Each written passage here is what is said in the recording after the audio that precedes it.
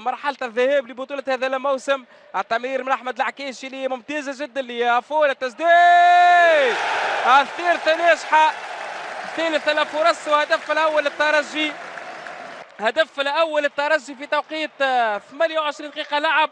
اسامه الدراجي في توقيت 28 دقيقه لعب يفتتح النتيجه.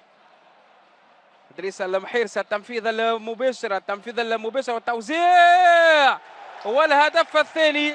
الهدف الثاني للترجي التونسي في الدقيقة 31 بإمضاء المدافع شمس الدين. الكرة لهاريسون عفول يقدم في مباراة كبيرة وفي مباريات ممتازة مع الترجي. العكيشي على الرواق الأيمن التوزيع ممتاز جدا. الهدف الثالث للترجي.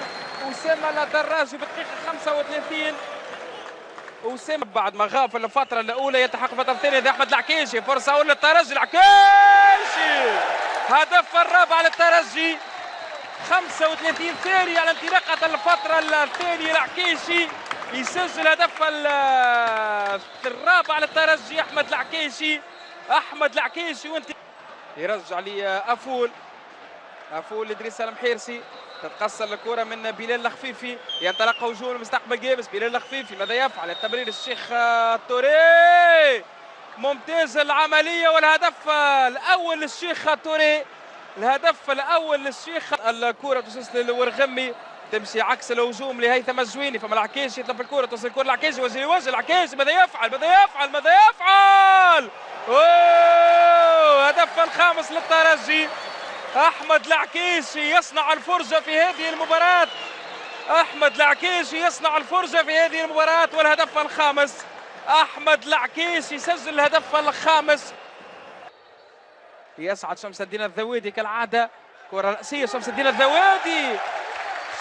الذويدي والهدف السادس للترجي. ما زلت نحكي عليه، قلت يسعد شمس الدين الذويدي يسجل الهدف السادس للترجي. شمس الدين الذويدي السنغالي بكر نديور باش يكونوا حاضرين في الجولات القادمه مع مستقبل جيبس. هذا العكيشي ينطلق على الرواق الايمن. العكيشي التوزيع لجويني. الهدف السابع